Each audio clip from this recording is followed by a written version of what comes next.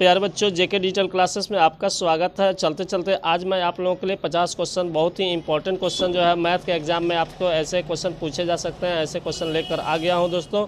चलिए तो हम लोग देख लेते हैं, आपका टाइम वेस्ट ना करते हुए, कि कैसे क्वेश्चन है। और एक क्वेश्चन बहुत ही इंपॉर्टेंट है और ऐसे क्वेश्चन जो है बार बार एग्जाम में पूछे जाते हैं दोस्तों। तो चलिए हम लोग शुरू करते हैं आज का वीडियो। और आज का वीडियो में देख लेते हैं फर्स्ट क्वेश्चन क्या है। तो आपके सामने फर्स्ट क्वेश्चन जो है दिख रहा है, निम्नलिखित में से कौन अपरिमेय संख्या है। निम्नलिखित में से कौन सी अपरिमेय संख्या है। तो दोस्तों यहाँ पर हमारा ऑप्शन जो हो जाएगा सी हो जाएगा, बिल्कुल सही, क्योंकि यहाँ पर 1/√5 दिया हुआ है, इसलिए √5 नहीं टूटेगा, बाकी सब में रूट जो है टूट जाएगा और कहीं से ना कहीं से परिमेय संख्या p/q के रूप में आ जाएगा, इसलिए वो क्या है, परिमेय संख्या है। और 1/√5 जो है अपरिमेय संख्या है। ठीक है, तो चलिए आगे बढ़ते हैं और अगला क्वेश्चन देख लेते हैं। क्वेश्चन नंबर 2 आपके सामने आ गया है। यदि अल्फा बीटा बहुपद px = x² + x + 1 के शून्यक हो तो 1/α + 1/बीटा का मान निकालना है।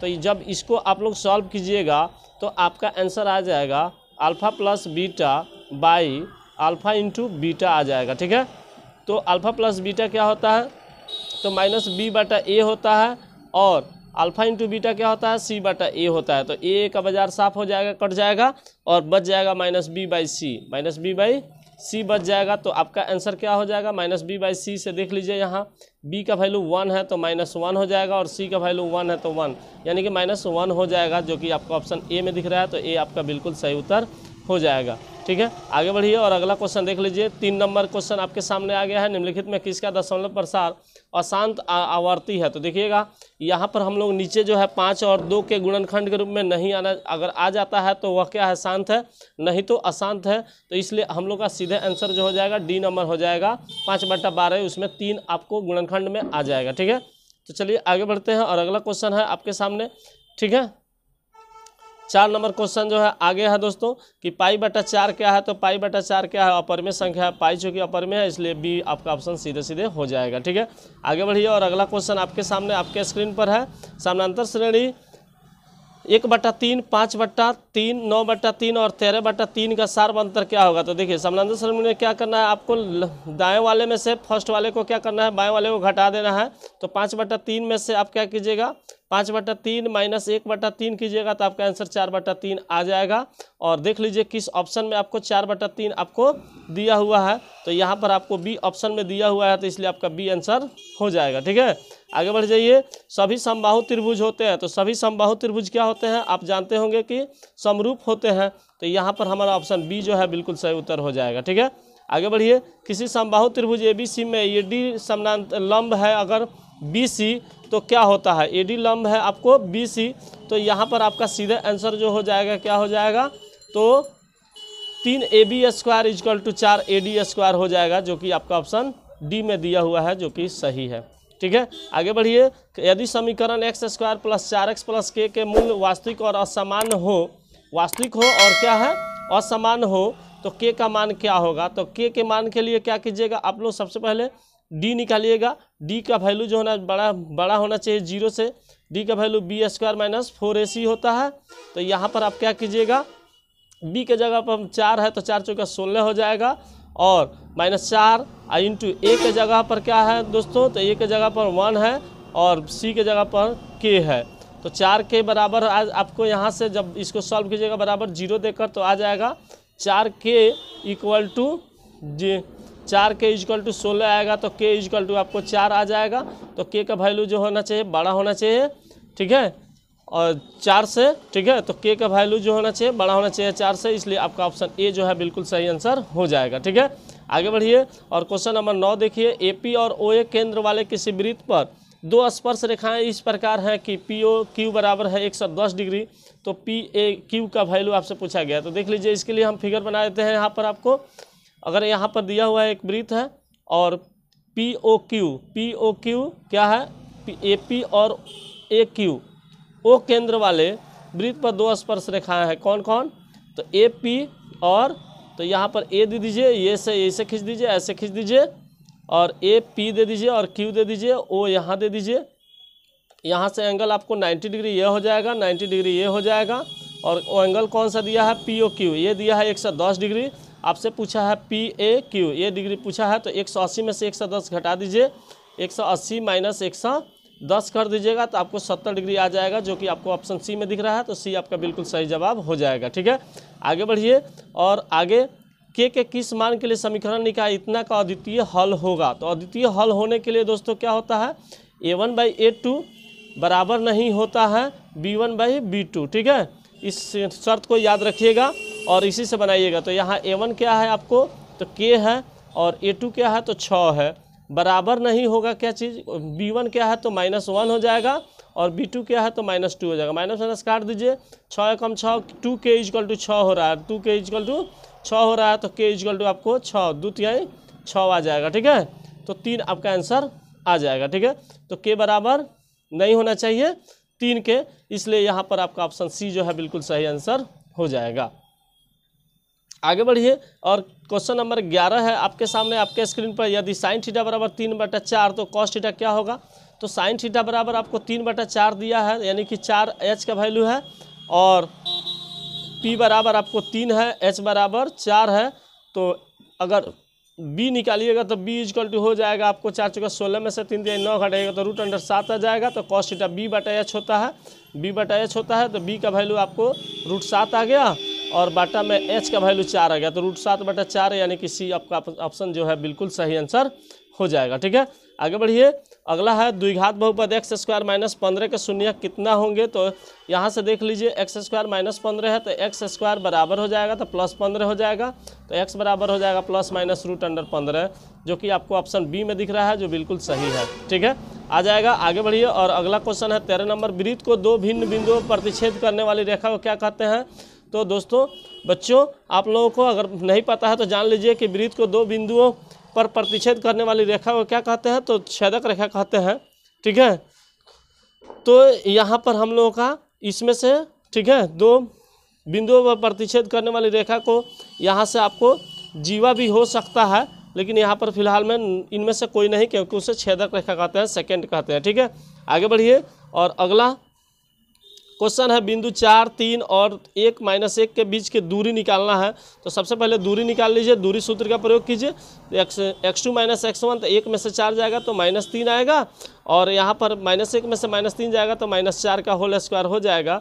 तो 3 × 3 = 9 कीजिएगा, और 4 × 4 = 16 हो जाएगा। ठीक है, तो 16 9 आपको √25 होगा, तो क्या होगा 25 का 5 वर्ग इकाई हो जाएगा। तो किस ऑप्शन में है देख लीजिए, 5 इकाई।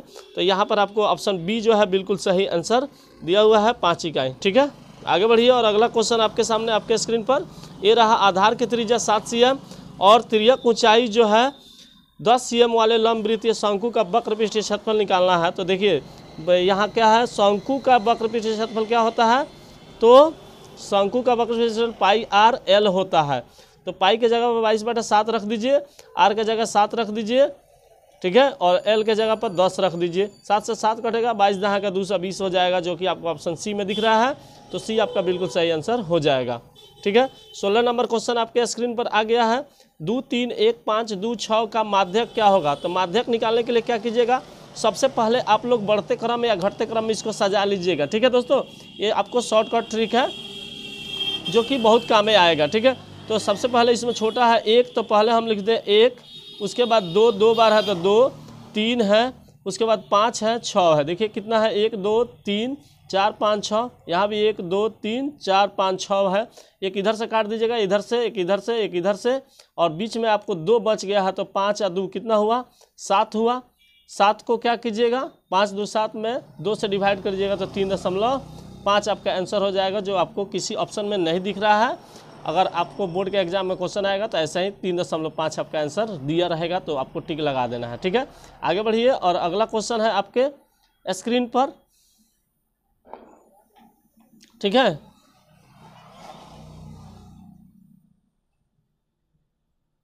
आ गया है आर्ध त्रिज्या वाले अर्धगोले का आयतन क्या होगा। तो आर्ध त्रिज्या वाले अर्धगोले का आयतन क्या होगा, अर्धगोला का 2/3 πr³ होता है। तो इसलिए आपका सी ऑप्शन जो है बिल्कुल सही आंसर हो जाएगा।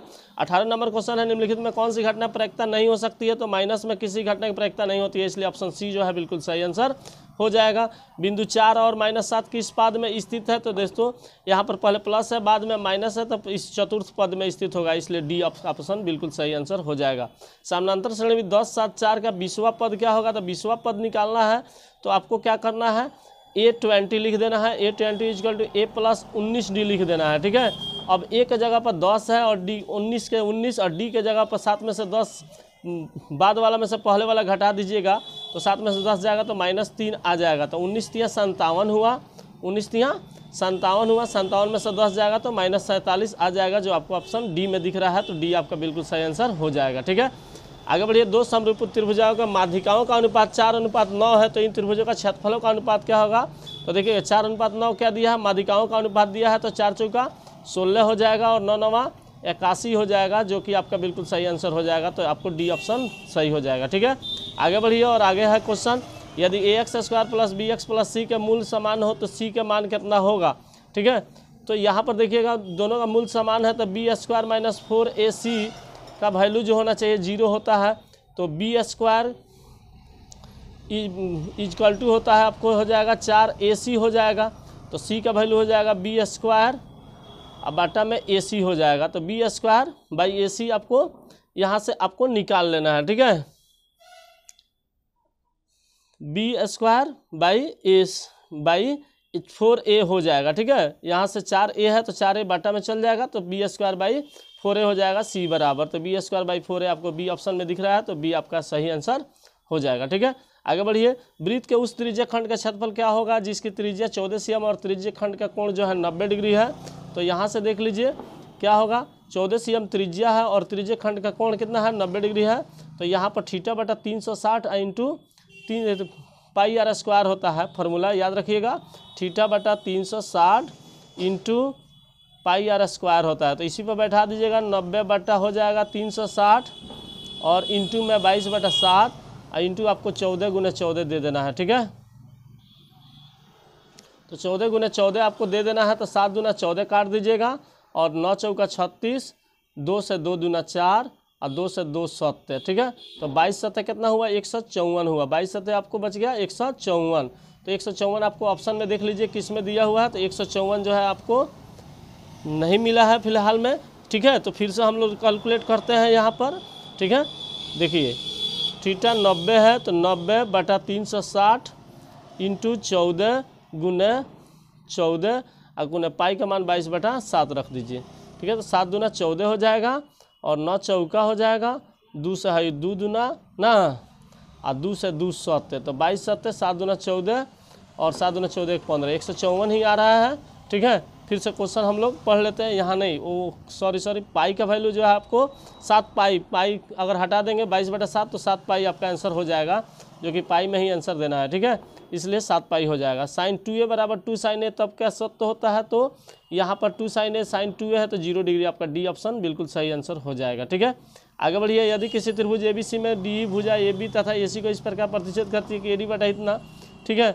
तो आपको इसमें से क्या होगा, तो डी समानांतर आपको BC होगा, थेल्स पर में है, ठीक है, जो कि आपको कर लीजिएगा। डी जो है थेल्स पर में पर आधारित है, हो गया। आगे बढ़िए, 26 नंबर क्वेश्चन है, बहुपद 3x² - 3x + 1 के मूलों का जोगफल कितना होगा। तो मूलों का जोगफल क्या होता है, तो -b/a होता है दोस्तों। तो b के जगह पर माइनस है 3 है, यहाँ पर -3 है, तो माइनस इंटू -3 अब बटा a के जगह 3 दीजिएगा, 3 3 कट जाएगा, 1 हो जाएगा, माइनस +1 आ जाएगा, ठीक है। तो आपका +1 ए नंबर ऑप्शन बिल्कुल सही आंसर हो जाएगा। आगे देखिए, sin² 29 degree plus sin² 61 degree, जब इसमें से किसी एक को चेंज कीजिएगा, जैसे sin² 61 को चेंज कीजिएगा तो cos² आपको 29 डिग्री हो जाएगा, जो कि sin² theta plus cos² theta equal to 1 होता है, इसलिए आंसर आपका ए हो जाएगा, बिल्कुल सही जवाब, ठीक है। आगे बढ़िए और अगला क्वेश्चन है, बिंदु -7 और 4 और -3 और 2 को मिलाने वाली रेखा का मध्य बिंदु हैगा दोस्तों। तो बहुत ही इजी ट्रिक है कि x वाले दोनों को जोड़ दीजिएगा, 7 3 10 और 2 से भाग कर दीजिएगा, तो 7 3 10/2 कीजिएगा तो -5 आ जाएगा यहाँ पर, और 4 और 2 y वाले को जोड़ दीजिएगा, 4 2 6/2 कीजिएगा तो क्या हो जाएगा, आपको 6/2 कीजिएगा तो 3 आ जाएगा, तो -5 और 3 जो है आपको बी ऑप्शन में दिख रहा है, तो बी आपका बिल्कुल सही उत्तर हो जाएगा, ठीक है। आगे बढ़िए, यदि त्रिभुज ABC त्रिभुज DEF के समरूप है, a बराबर 57 डिग्री, E बराबर है आपको, यहाँ पर क्या कीजिएगा, सिंपली आप लोग थोड़ा सा फिगर खींच लीजिएगा दो त्रिभुज का, ठीक है। ये दिया है आपको ABCDEF, ठीक है। ए में आपको दिया है 57 डिग्री, E में दिया है आपको 63 डिग्री, E में कितना है 63 डिग्री और सी का वैल्यू पूछ दिया गया है, ठीक है। और ए ई आपको 63 है तो यहाँ पर ए दिया है 57, तो बी भी आपको हो जाएगा कितना 63 और सी का वैल्यू जो होगा दोनों को जोड़ लीजिए 7 3 10 के 0 5 6 11 एक बार 120 हुआ, तो 180 में से जब घटाइएगा तो क्या आएगा आपको 180 में से 120 जो घटाइएगा तो आपको आंसर हो जाएगा आपको 180 माइनस 120 तो 60 डिग्री आ जाएगा, ठीक है, जो कि आपको सी ऑप्शन में दिख रहा है। तो सी आपका बिल्कुल सही जवाब हो जाएगा, ठीक है। आगे बढ़िए और यहाँ से देखिए 1 + 10a + sec के 1 + cot a माइनस कोसेक के बराबर है, तो यह आपको बराबर हो जाएगा दोस्तों 2 के। जब आप लोग इसको सॉल्व कीजिएगा तो आंसर आ जाएगा 2, ठीक है। आगे बढ़िए और अगला क्वेश्चन है किसी बिंदु की y अक्ष से दूरी उस बिंदु की क्या कहलाती है। तो y अक्ष से दूरी जो है उस बिंदु की क्या कहलाती है, तो y अक्ष से x निर्देशांक कहलाएगा, ठीक है दोस्तों। तो इसलिए हम लोग ऑप्शन बी के साथ चले जाएंगे, ठीक है, बी आपका आंसर सही हो जाएगा। आगे बढ़िएगा और अगला क्वेश्चन है बिंदु -4 और -4 और -1 और -2 को रेखाखंड y जिस अनुपात में बांटती है वह है। तो यहाँ पर आप लोग अनुपात वाला फार्मूला लगाइएगा और अनुपात वाला फार्मूला से आप लोग बना दीजिएगा। मान लीजिएगा k अनुपात 1 है, k का वैल्यू आप लोग निकाल लीजिएगा, ठीक है। आगे बढ़िए और अगला क्वेश्चन है 10a का व्युत्क्रम क्या होता है। तो 10a का व्युत्क्रम जो होता है दोस्तों cot a होता है, इसलिए cot आपका आंसर सी आपका बिल्कुल सही जवाब हो जाएगा। 34 नंबर है निम्नलिखित में कौन से केंद्रीय प्रवृत्ति की माप नहीं है। तो माध्य, बहुलक, माध्यिका और परिसर। तो केंद्रीय प्रवृत्ति की माप जो है आपको दोस्तों यहाँ पर परिसर नहीं होता है, ठीक है, परिसर नहीं होता है क्योंकि सबसे बड़ा में से सबसे छोटे घटाते हैं तो परिसर आपको प्राप्त हो जाता है, ठीक है, इसलिए परिसर जो है केंद्रीय प्रवृत्ति की माप नहीं है। उसके बाद क्वेश्चन नंबर 35 आपके सामने आधार की त्रिज्या 8 cm और ऊंचाई 2 cm वाले बेलन को पिघलाकर 6 cm ऊंचाई वाला एक शंकु बनाया गया है, तो उस शंकु के आधार की त्रिज्या क्या है। तो देखिए जब इस तरह पिघलाने वाला बात आएगा तो आप लोग क्या कीजिए, दोनों साइड एक तरफ लिख दीजिए बेलन का आयतन πr²h, एक तरफ लिख दीजिएगा 1/3 πr²h, ठीक है। सॉरी फिर से हम बना रहे हैं इसको, देखिएगा एक तरफ लिख दीजिए आप क्या की बेलन का आयतन और एक तरफ शंकु का, तो 1/3 πr² लिख दीजिए और बराबर 1/πr² होता है बेलन का, तो इसका लिख दीजिए, ठीक है। बेलन का क्या होता है πr² होता है, तो इसको लिख दीजिए। पाई से पाई काट दीजिए, आर का वैल्यू आप लोग पुट कर दीजिए दोनों साइड। तो यहाँ पर बेलन का दिया हुआ है 8 cm, तो 8 × 8 और h का वैल्यू दिया हुआ है 2 cm, तो 2 cm और यहाँ पर 1/3 और गुने 6 × 6 दिया है, 6 ऊंचाई दिया है और r का वैल्यू पूछा है, r × 6 दे दीजिए, 3 × 6 2 से इधर ले जाकर काट दीजिए, 2 चौका 8, तो 8 चौका 32 दूना 64, r² बराबर आपका क्या आ जाएगा 64 आ जाएगा। r टूटेगा तो आपको 8 cm हो जाएगा। जो आपको ऑप्शन देख लीजिए किसमें 8 cm दिया हुआ है, तो आपका ऑप्शन डी जो है बिल्कुल सही आंसर दिया हुआ है, ठीक है। आ जाइए आगे बढ़िए। 12 कोसेक स्क्वायर ए बराबर 12 माइनस 12 कॉट स्क्वायर ए। तो देखिए आपको क्वेश्चन मिला होगा 9 सेक स्क्वायर और -9 10 स्क्वायर, तो उसी तरह का क्वेश्चन है, इसमें आपको 12 कॉमन ले लेना है और 12 आपका आंसर सही हो जाएगा, ठीक है। क्योंकि cosec square minus cot square A का वैल्यू जो है 1 होगा, इसलिए 12 × 1 कीजिएगा तो 12 आंसर आ जाएगा, ठीक है। आगे बढ़िए और अगला क्वेश्चन आपके सामने आपके स्क्रीन पर 37 नंबर। एक निश्चित घटना की प्रायिकता क्या होती है दोस्तों। तो जो घटना घटित होना निश्चित होता है उसकी प्रायिकता 1 होती है हमेशा, इसलिए आपका ऑप्शन ए जो है बिल्कुल सही उत्तर हो जाएगा। यदि एक मीनार के पाद से 200 मीटर दूर स्थित बिंदु पर मीनार का उन्नयन कोण 60 डिग्री है, तो मीनार की ऊंचाई क्या है। तो यहाँ पर देखिए आप सबसे पहले क्या कीजिए कि मीनार बना लीजिए। ये मान लीजिए कि ए और बी मीनार है और 200 मीटर की दूरी पर एक बिंदु है जहाँ पर 60 डिग्री का कोण है सी ना, 60 डिग्री कोण है, बिंदु सी है। तो यहाँ पर मीनार को चाहे p/b 10 60 डिग्री रख दीजिए, 10 60 का वैल्यू आपको यहाँ से हो जाएगा आपको AB/BC, ठीक है। तो AB/BC हो जाएगा 10 60 का वैल्यू √3 होता है और AB का वैल्यू आपसे पूछा गया है और BC का वैल्यू 200 दिया हुआ है, ठीक है। तो 200 √3 हो जाएगा जो आपको ऑप्शन बी में दिख रहा है, तो बिल्कुल सही आंसर हो जाएगा। आगे बढ़िए। यदि एक बिंदु P से O केंद्र वाले किसी वृत्त पर PA और PB 2 स्पर्श रेखाएं खींची गई हो और 80 डिग्री कोण पर झुकी हो तो POA का मान ज्ञात करना है, ठीक है। तो 80 डिग्री पर झुकी है और POA जो बनाइएगा आप फिगर बनाइएगा तो ऐसे फिगर आएगा, ऐसे, ठीक है। और यहाँ पर कह रहा है कि है दोनों 80 डिग्री पर है और इसके बीच में है P है, O है, A है, O है, A है, B है, तो पी ओ आपसे ए का वैल्यू पूछेगा, इसका वैल्यू पूछेगा, तो 180 में से अगर 180 को घटा दीजिएगा तो केवल 100 बचेगा। 100 को क्या कीजिए, आधा कर दीजिएगा तो 50 डिग्री आ जाएगा, जो आपको डी आपका बिल्कुल सही उत्तर हो जाएगा। ठीक है, आगे बढ़िए। यहाँ पर 10 9 डिग्री 10 81 डिग्री इंटू 10 60 डिग्री के बराबर होगा। तो देखिएगा यहाँ 10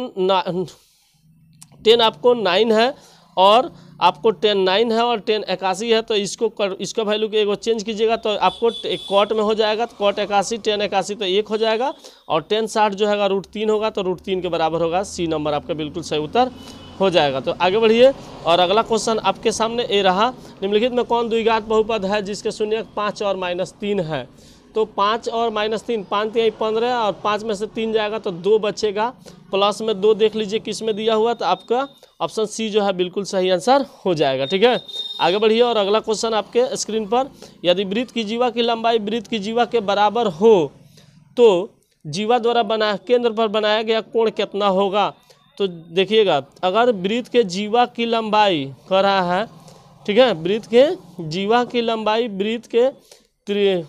वृत्त के व्यास के बराबर है, वृत्त के जीवा की लंबाई जो है वृत्त की त्रिज्या के बराबर है, त्रिज्या के बराबर है, तो यहाँ पर क्या बनेगा, आपको समबाहु त्रिभुज बन जाएगा जो 60 डिग्री का एंगल हो जाएगा ए नंबर। ठीक है, क्योंकि ये सभी बराबर है, त्रिज्या सभी बराबर हो जाएगा तो सब भुजा बराबर होगा, और सभी भुजा अगर बराबर होगा तो वो समबाहु त्रिभुज होगा जिसकी सभी भुजा बराबर होती है, और वो समबाहु त्रिभुज का प्रत्येक कोण जो है 60 डिग्री का होता है। ठीक है, आगे बढ़िए और अगला क्वेश्चन आपके स्क्रीन पर, द्विघात बहुपद bx² - ax + c का विविक्तर होगा। तब विविक्तर के लिए हम लोग जाते हैं, b² बराबर होता है आपको 4ac होता है। ठीक है, समान अगर होगा तो विविक्तर के लिए b² - 4ac होता है फॉर्मूला, d = b² - 4ac। तो b के जगह पर a दिया हुआ है तो a² हो जाएगा -4, a के सामने b दिया है और c के सामने आपको c दिया है, तो a² - 4bc आपका आंसर आने वाला है। तो देख लीजिए किस ऑप्शन में दिया हुआ है, a² - 4bc आपको सीधे सी में ऑप्शन में जो दिया हुआ है, इसलिए आपका ऑप्शन सी जो है बिल्कुल सही उत्तर हो जाएगा। आगे बढ़िए और अगला क्वेश्चन है, समानांतर श्रेणी 5 8 11 14 डैश के 24 पदों का योग क्या है। ठीक है, तो 24 पदों का योग क्या है, तो देख लीजिए 24 पद का योग क्या होगा। तो यहाँ पर हमसे SN पूछा है। ठीक है, तो SN का फॉर्मूला आप लोगों को याद होगा, चलिए नहीं याद है तो SN = होता है SN = होता है n/2 इंटू, ठीक है, n/2 into 2a + n-1 into d होता है। ठीक है, तो इस फार्मूला को आप लोग यूज कर दीजिएगा। तो n के जगह पर 24 दिया है तो 24/2 कीजिएगा तो 12 आ जाएगा, इंटू 2 × 5 कीजिएगा तो 10 आ जाएगा, प्लस n-1 तो 24 में से 1 जाएगा तो 23 हो जाएगा, और d के जगह 5 8 3 का बढ़ोतरी हुआ है तो 3 हो जाएगा, तो 23 × 3 23 या 69 और 10 79 × 12 आ जाएगा। कितना आ जाएगा, 79 × 12 आ जाएगा, तो 12 9 108 के 0। ठीक है, तो 108 आ रहा है, लास्ट में 8 आ रहा है, तो बी आपका ऑप्शन जो है बिल्कुल सही हो जाएगा, क्योंकि किसी भी ऑप्शन में लास्ट में 8 नहीं है। ठीक है, उसके बाद देखिए कह रहा है 3a = 90 डिग्री, तो सेक ए का मान निकालना है। ठीक है, तो 3a = 90 डिग्री है तो a बराबर आपको हो जाएगा सीधे 30 डिग्री, और सेक ए का वैल्यू पूछा है तो सेक 30 डिग्री का वैल्यू पूछ दिया है। ठीक है, तो आपको सेक 30 का वैल्यू निकालने के लिए cos 30 का मान कितना होता है, तो cos 30 का मान आपको √3/2 होता है, तो सेक 30 का इसका उल्टा हो जाएगा 2/√3 हो जाएगा, जो कि आपको डी ऑप्शन में है। ठीक है, 2/√3, तो यहाँ पर आप लोग सही आंसर आपका डी हो जाएगा। आगे बढ़िए और अगला क्वेश्चन है, 2 क्रमिक सम संख्याओं का महत्तम संख्या क्या होता है। ठीक है, तो 2 क्रमिक सम संख्या यानी कि जैसे 2 ले लीजिए 4 ले लीजिए और दोनों में उभयनिष्ठ 2 आ रहा है, तो इसका आंसर आपका 2 हो जाएगा, बिल्कुल ए जो सही आंसर है। उसके बाद आपका क्वेश्चन आ गया है कि cos sin 48 डिग्री और -cos 42 डिग्री, तो इसको भी चेंज कीजिएगा तो आपको हो जाएगा sin 48 डिग्री, sin 48 में से sin 48 चेंज कीजिएगा तो हो जाएगा 0 आंसर, जो कि आपको ऑप्शन बी में दिख रहा है, तो बी आपका सही आंसर हो जाएगा। ठीक है, आगे बढ़िए, यदि त्रिभुज ABC के शीर्ष के नियामक इतना है तो त्रिभुज का क्षेत्रफल क्या होगा। तो आप लोग क्या कीजिएगा, त्रिभुज का जो क्षेत्रफल का फॉर्मूला होता है, तीनों को 1/2 इंटू x1 इंटू जो फार्मूला होता है आप लोग क्या कीजिएगा, उस फार्मूला से इसको सॉल्व कर लीजिएगा, ठीक है। उसके बाद आगे देखिए फार्मूला याद करके भी इसको परीक्षा हॉल में जाइएगा, ताकि इस पर क्वेश्चन है तो फार्मूला से आप लोग ईजी वे में बना लीजिएगा। आगे बढ़िए और अगला क्वेश्चन आपके स्क्रीन पर ये रहा, ठीक है। Cos theta into tan theta का वैल्यू क्या होगा, तो कॉस थीटा देखिए, कॉस थीटा हो गया कॉस थीटा, और टेन थीटा का वैल्यू क्या होता है, तो इंटू में sine theta by cos theta लिख सकते हैं। तो कॉस थीटा आपका कट जाएगा, ठीक है। तो आंसर आ जाएगा साइन थीटा, जो कि आपको ऑप्शन ए में दिया हुआ है, तो ए आपका बिल्कुल सही उत्तर हो जाएगा, ठीक है। आगे बढ़िए, यदि दो वृत्त एक दूसरे को अंतः स्पर्श करती है तो उभयनिष्ठ स्पर्श रेखाएं कितनी होगी। तो अगर दो वृत्त जो है एक दूसरे को अंतः स्पष्ट करती है, जैसे कि आपको ऐसे दिया हुआ ऐसे दिया हुआ है, तो इसमें उभयनिष्ठ कितना आपको स्पर्श रेखा होगी। तो स्पर्श रेखा कितना होगी, तो एक यहाँ से होगी एक यहाँ से होगी, ठीक है। दूसरा तो हो ही नहीं सकती है, ठीक है। तो यहाँ पर एक और एक दो हो जाएगा, ठीक है, जो कि आपका ऑप्शन ए में जो है दिया हुआ है, तो बिल्कुल सही आंसर ए हो जाएगा। तो आपको अब आशा करता हूँ कि आपको वीडियो बहुत ही पसंद आया होगा, और इस तरह से आप लोग को सबसे पहले बेस्ट ऑफ लक, जाइए एग्ज़ाम दीजिए और गर्दा उड़ा दीजिए, ताकि आपका अधिक से अधिक नंबर जो है परीक्षा में आए, और मैं आशा करता हूं कि ज़रूर से ज़रूर आएगा। आप लोग देखिए, सबसे पहले आप लोग जब परीक्षा में जाइएगा तो सबसे पहले उसी क्वेश्चन को हल करना शुरू कीजिए, चाहे वो कितना हो नंबर पर क्वेश्चन क्यों ना हो, लेकिन जो हल्का है सबसे पहले उसको बनाइएगा, और भारी वाले को अगर आपसे नहीं बन रहा है तो वही ना भारी लगेगा, और उसको बाद में सॉल्व कीजिएगा, ठीक है दोस्तों। तो चलिए आप लोग ऐसा ही कीजिएगा, अगर साफ कुछ नहीं जानते हैं तो उसको पहले टच ही नहीं कीजिएगा, जिसके बारे में जानते हैं, जिसको आप लोग बढ़िया से जानते हैं उसी को सॉल्व कीजिएगा। अब मेरा विश्वास है कि आप लोग सॉल्व कर दीजिएगा। इस वीडियो को देख लीजिए, अंत तक देखे हैं, आप लोग को ज़रूर समझ में आ जाएगा, ठीक है दोस्तों। चलिए हम इसी के साथ अपना समाप्त करते हैं, और आप लोग अपने अभी से दूसरा भी पढ़ाई करनी है तो आप लोग तैयारी करते रहिए, और आप लोगों का बेस्ट ऑफ लक, आप लोगों का एग्जाम में अधिक से अधिक नंबर आए। मैं इसी विश्वास के साथ मैं जितेंद्र सर आप लोगों से विदा लेता हूं। फिर मिलेंगे अगले वीडियो में, तब तक के लिए आप लोग इस एग्ज़ाम को देकर रहिए। मैं साइंस का तैयारी कर रहा हूं, और 50 क्वेश्चन जो है आप लोगों के लिए बना कर रखूँगा, और जैसे ही एग्ज़ाम देकर आइएगा मैं 50 क्वेश्चन का साइंस का आपको VVI जो है दे दूँगा। आप लोग जाकर पूरा एग्जाम में